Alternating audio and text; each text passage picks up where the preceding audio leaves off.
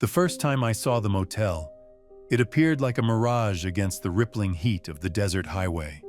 A row of faded doors, each the color of dried bone, beneath a sun-bleached awning. The sign, once promising vacancy in bright red neon, now clung to life with a single flickering tube that hummed faintly in the still air. I hadn't planned to stop here.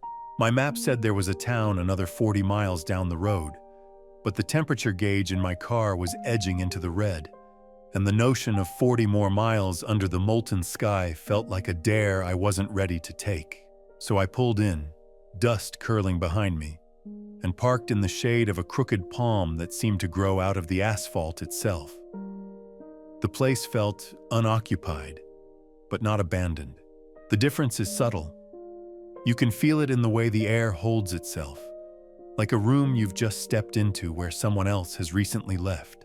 The front office smelled of old paper and the faint chemical tang of cleaning supplies that hadn't been used in weeks.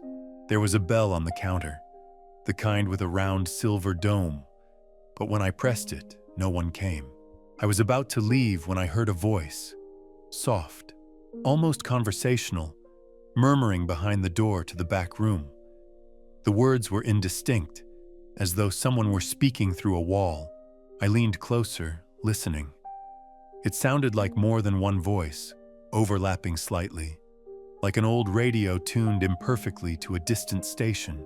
Then the sound stopped, abruptly, as though whoever was speaking had realized I was listening. A moment later, a man emerged. He was thin, with skin tanned to leather, and eyes so pale they seemed to belong to another face entirely. He slid a key across the counter without asking my name. "End of the row," he said, his voice flat. "Number 7. I paid in cash, not because I didn't have a card, but because it felt like the kind of place where cash was expected. As I turned to go, I glanced back. The man hadn't moved. He was watching me, but his eyes weren't focused on my face. They were fixed on something over my shoulder. I almost looked, but some animal instinct told me not to. Room 7 was small, with walls painted the color of tea left to steep too long. The air conditioner rattled in the window, pushing out a stale breath that smelled faintly of mildew. I set my bag on the bed, sat down, and listened. At first, it was just the low hum of the AC, the occasional groan of old wood contracting in the heat. But then I heard it again. A murmur, faint but distinct, as if someone were speaking just outside the door. I froze, straining to catch words. The cadence was wrong. It wasn't the easy rhythm of conversation. It was measured, repeated, like a list or instructions. I stood, moved to the window, and peered through the slats of the blinds. The walkway outside was empty, washed in the orange light of late afternoon. That night, I woke to the sound of the voices again. This time they were closer, just beyond the thin wall behind the bed. There was a rise and fall to them now, almost musical, but I still couldn't make out the words. I pressed my ear to the wall.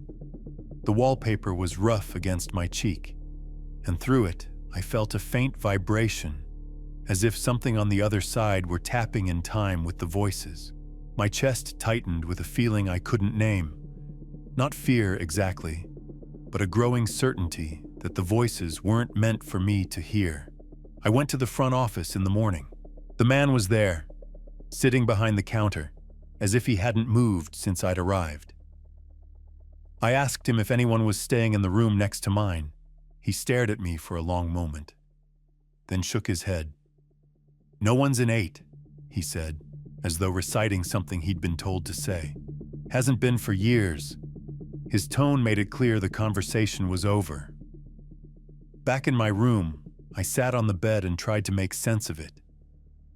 No one in 8, but the voices were real. I'd heard them twice now.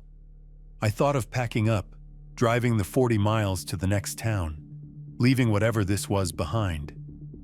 But something held me, a stubborn need to understand maybe, or the quiet pull of a puzzle you can't yet solve. That evening, when the sun dropped low and the shadows on the walkway stretched long and thin. I sat in the dark with the lights off, listening. The voices came again, right on the edge of hearing. I realized with a jolt that they weren't coming from next door at all. They were inside the walls, moving, sliding from one end of the building to the other, as if following a path I couldn't see. I pressed my palm to the wall and felt the faint warmth of something alive on the other side. I pulled back, heart thudding. I thought of the man in the office, his pale eyes looking past me. Had he been listening too? By the third night, I stopped sleeping altogether. I lay in bed, watching the shadows move across the ceiling as the air conditioner clicked on and off. The voices didn't come until after midnight, as if they were waiting for me to be at my most vulnerable. They were clearer now. I could hear the shapes of words, though they were in a language I didn't recognize. Soft consonants, drawn-out vowels, like water poured over stone. There was something in their tone, though, that I understood without translation. Urgency. That urgency seeped into me. By dawn, I found myself pacing the walkway outside, staring at the door to room 8. The wood was warped, the paint cracked, and a thin line of dust marked where it hadn't been opened in years. I tried the knob. It turned easily, though the door stayed shut, as if held by something beyond the lock. I left my hand there for a moment, feeling the faintest pulse through the metal. I don't know why, but it made my throat tighten, as if I were about to speak and couldn't find the words. I told myself I'd leave in the morning. But that night, as the voices swelled and the walls seemed to breathe with them, I understood that leaving was no longer an option.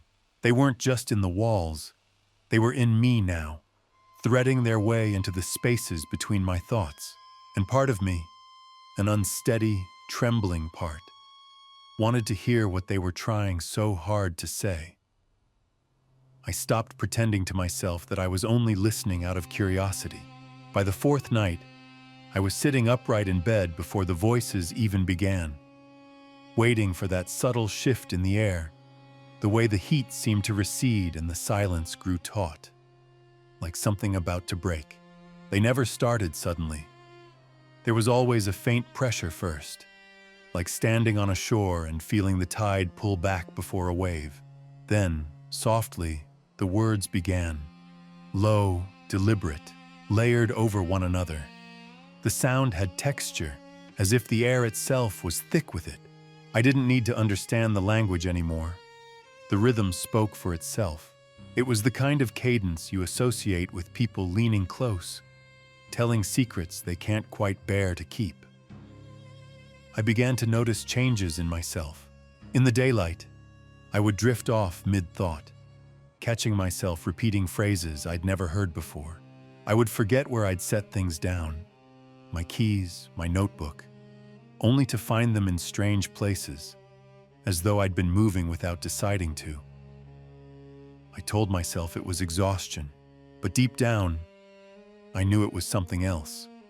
The voices had found a way inside, and they were shaping me to hear them more clearly. On the fifth night, I did what I'd been resisting since the moment I first arrived. I went to the door of room 8. The walkway was silent.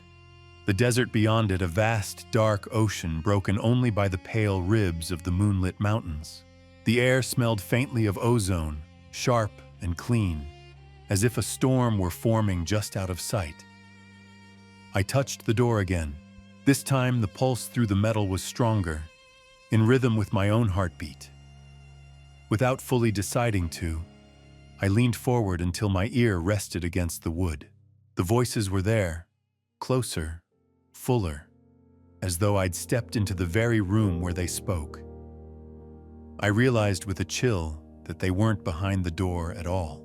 They were inside it, threaded into the grain, vibrating through the years of paint and dust.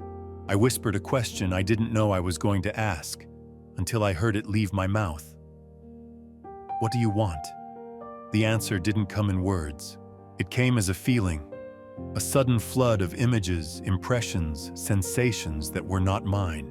A man sitting on the bed, staring at the wall as if it could open. A woman standing in the doorway, her hands trembling. A child's laughter, quickly smothered into silence. They overlapped and bled into each other. Too many lives pressed into the same narrow space. The weight of them was unbearable, yet I couldn't pull away. When I finally staggered back to my room, my vision was full of after-images.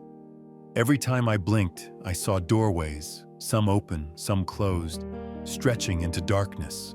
I slept in brief, restless bursts, waking each time with the taste of dry air in my mouth and the echo of words fading from my ears.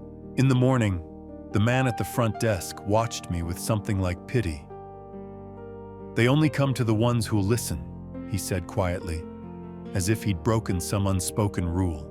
I wanted to ask who they were, but I already knew he wouldn't tell me. I tried, half-heartedly, to leave that day. I loaded my bag into the car, turned the key, and felt the engine turn over. But the heat outside was blinding, a wall of white fire, and my chest tightened with the thought of driving away.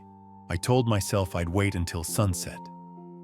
But when night fell, the thought of leaving felt impossible, as though some tether had wrapped itself around me in my sleep and pulled me back to that bed, that wall. By the seventh night, the voices were no longer confined to the dark hours. I heard them in the hiss of the shower, in the hum of the AC, in the space between my breaths. They were patient, careful, as if leading me somewhere step by step. I began to sense that they weren't trying to frighten me. They were showing me something, or preparing me for it. The moment came just before dawn. I was standing outside room 8 again, though I couldn't remember walking there. The air was still, the kind of stillness that makes you think the world has paused. This time, when I turned the knob, the door opened. Inside, the room was impossibly dark, though I could see the faint outline of the bed, the chair, the window that should have shown the first gray light of morning. The air smelled of earth after rain, damp and electric. I stepped inside, and the door closed behind me without a sound. The voices rose, not as whispers now, but as a single resonant tone, a chord that seemed to come from everywhere and nowhere. I understood then. This room was not a place. It was a threshold. Every life that had ever stopped here had left an imprint, a fragment, and the voices were the sum of them all, calling for someone who could carry them beyond. They weren't trapped. They were waiting. And in that moment, I felt my resistance dissolve. Whatever I had been before, traveler, skeptic, someone passing through, was gone. I stepped further into the dark, and the voices welcomed me, folding around me like water over stone. They showed me faces I'd never seen and yet knew, places I'd never been and yet recognized.